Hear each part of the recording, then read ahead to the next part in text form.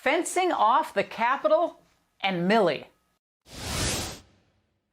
From the moment he decided to run for president, Biden's been eager to convince you that he's an above-board kind of guy. The Vice President Harris and I and our entire administration will always be honest and transparent with you about both the good news and the bad. I will always be honest with you about both the progress we're making and what setbacks we meet. We just have to keep telling the truth. Well, those were just words, and now we know they were totally meaningless. 8.5 months into his presidency, we see that right now Joe Biden's running the government on a need-to-know basis. And the less you know, the better for him. Now, take the deteriorating situation at our southern border. A few months back, the Biden administration banned reporters from visiting migrant detention facilities. So much for transparency. The overcrowding, the horrific conditions, the unaccompanied minors, they didn't want you to see any of it. And yesterday, Biden's FAA swooped in to impose temporary flight restrictions over the international bridge at the border in Del Rio, Texas, and it was only after pressure from Fox was the decision rescinded.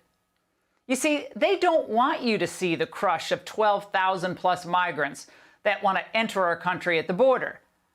Of course, though, it's not just the denials and cover-ups limited to the border crisis. General Mark Milley just admitted to the AP that he did, in fact, call his PLA counterpart, but he claimed it was perfectly within his duties. Notice he avoided saying it was a perfect phone call.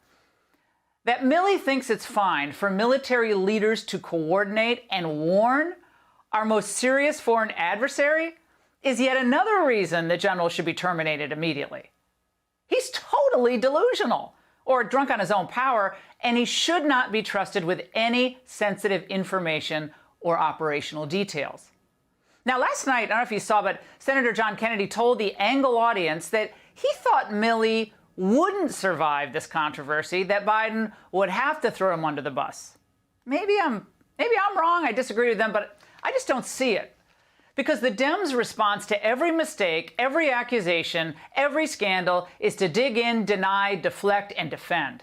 I see nothing in what I've read that would cause any concern. The president has complete confidence in his leadership, his patriotism, and his fidelity to our Constitution. Oh, yeah, typical cliche-ridden defense. Well, where are the transcripts of these phone calls that have been going on apparently for 5 years? Where are the notes? Are members of the press corps suddenly incurious?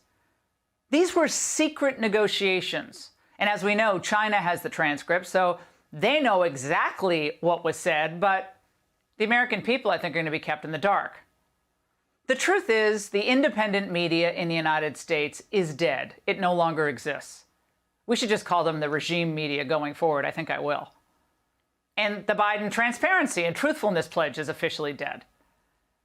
Today, the administration finally had to own up to the fact that its drone strike that Milley referred to as righteous killed 10 innocent Afghans. Now, I'm convinced the administration was forced to finally come out and admit this after that New York Times report and actual videotape of the carnage was released, and of course the international outcry that followed. Milley was involved in they were all involved in this, but they built fences around Milley. They cordoned him off from accountability. And now they've rebuilt their fencing around the Capitol in another blatant act of security theater because supposedly there's a rally that they admit will only attract 700 people. It's not a rally that President Trump is attending or urging others to attend, by the way, but that doesn't matter.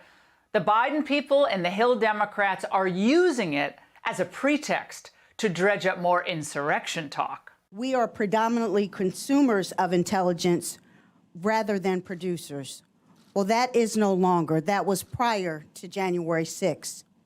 We have now grown and expanded our intelligence operations. We have already transitioned into an enhanced security posture on Capitol grounds, as you can see by the security fence and various other security measures that are in place. Externally, we have been working with over 25 of our partnering agencies on a seamless, integrated plan for this weekend. The obsession about this rally, the erection of the security perimeter, all the press conferences, also has the added benefit of preventing you, the people, from having access to the Capitol that you rightfully deserve. You pay for it after all. More fences means fewer American citizens get to see how their government actually works, or doesn't. Remember, House Democrats, House members can still vote from home. Remember what I've said from the start. At its heart, the Biden administration is basically just one big comm shop. If they had good news, they'd communicate with you about it. But the bad news keeps rolling in on every level, and they're working overtime to keep it from you. And so they're lying to the American people about the border, about what General Milley did, about what really happened in Afghanistan, and about the significance of this stupid rally tomorrow.